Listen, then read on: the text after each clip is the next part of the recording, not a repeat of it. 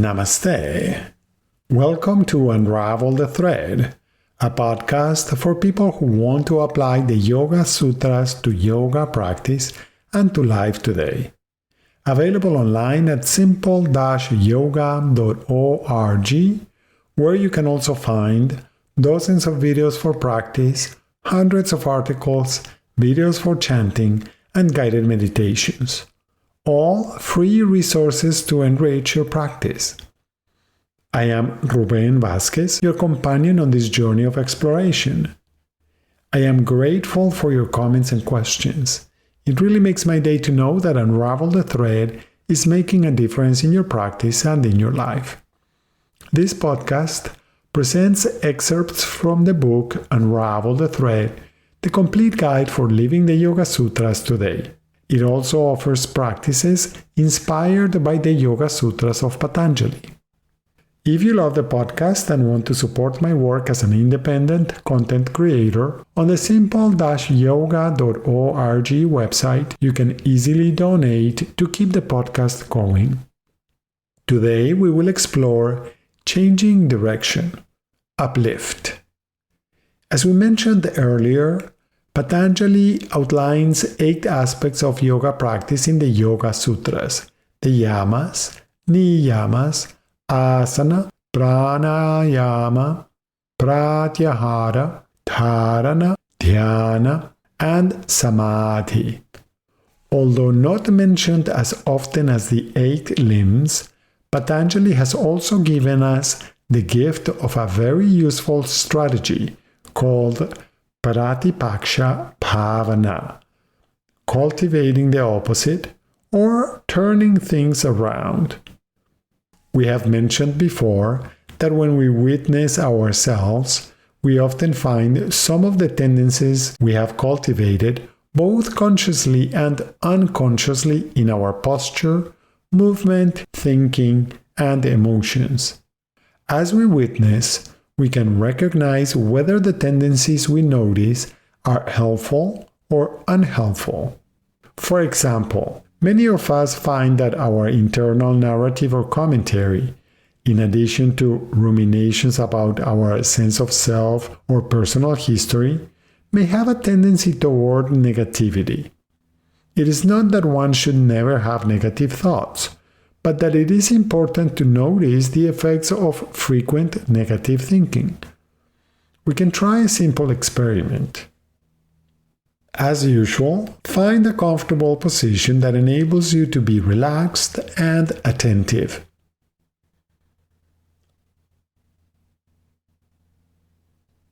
Now let's see what happens when you choose a negative thought. Something small, nothing big or catastrophic. Take this thought and stay with it, swirling it around in your inner world.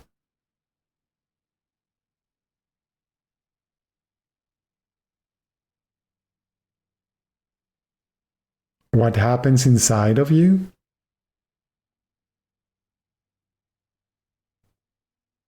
Does dwelling on this small negative thought create any sensations, emotions, images, or thoughts?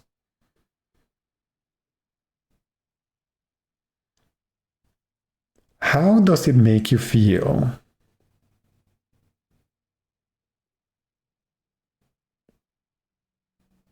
The next time you exhale, let go of the negative thought. Take several rounds of pleasant inhalations and exhalations. When we fill our inner space with negative thoughts, most of us feel some degree of restriction, irritation, or restlessness. So if this is one of the unhelpful tendencies in us, we can simply try to turn it around. We begin by noticing the tendency. Then we try to notice when we are engaging in the tendency to repeat negative thoughts.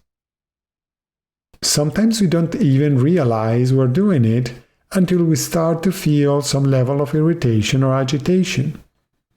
At that point, we can let go of the thought and take a few deep breaths paying close attention to the sensations associated with breathing. Remember that as we try to turn a well-established tendency around, the single most important skill to cultivate is the ability to keep returning to the present moment with a gentle smile, without strain, without struggle, and without self-judgment. So each time we catch ourselves going down the path of negativity, we simply return to being in the present. It does not really matter how many times we return to negativity. The important thing is to notice and let go. Eventually, it becomes easier and easier to notice the negativity as it happens, and we may even begin to notice it before it manifests. Then we can consciously choose to engage in the negativity or not. It is still our choice, and we will still receive the effects of engaging in it if that is the path we choose. This is the first approach to Pratipaksha Bhavana, noticing and letting go.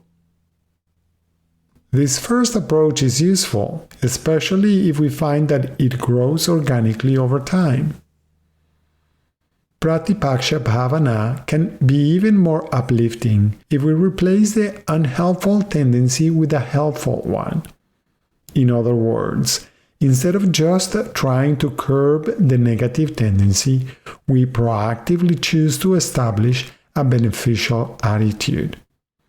In the example of noticing negativity, each time we find ourselves engaged in negative rumination, we find a reason to be grateful, perhaps by recognizing that being alive is a gift, or by appreciating the beauty around us, or by remembering that there are people in our lives who offer us their attention, kindness, or support. In this way, we replace the unhelpful tendency with one that strengthens us. Since well-established patterns can take time to dissolve, changing direction, Pratipaksha Bhavana, is aided by the complementary ideas of practice, abhyasa, and releasing emotional attachment to the results of our actions, vairagya. Using this second approach creates the possibility for each of us to become an uplifting presence in the world. You can try this by engaging in a systematic practice of cultivating an uplifting attitude. For example, you can make your week a continuous practice of being uplifting. One day a week, you find opportunities to cultivate uplifting thoughts. Another day, you engage in generating uplifting emotions. A third day, you give attention to uplifting intentions. On the fourth day, you encourage uplifting actions. On the fifth day, you choose to use uplifting words. The sixth day, you seek uplifting interactions. On the seventh day, you devote time to uplifting entertainment or hobbies. Consider also if Pratipaksha Bhavana can be a useful technique for changing a tendency to generate resistance. Would it be possible that cultivating an uplifting attitude makes us feel happy and radiant? Are you curious to experience what happens when you immerse yourself in the practice of Pratipaksha Bhavana? Thank you very much for listening. I hope that your exploration this week is enjoyable and that you will join me next week to continue learning more simple and effective techniques. Remember, if you have questions when trying to apply these ideas, do not hesitate to contact me through my website simple-yoga.org. If Unravel the Thread is part of your day and you feel generous, I would appreciate it if you could support my work by subscribing, liking, and sharing. If it is possible for you, you may also support my work by offering a donation at simple-yoga.org. Thank you. Remember that you can have your own copy of Unravel the Thread. Until next time, Namaste.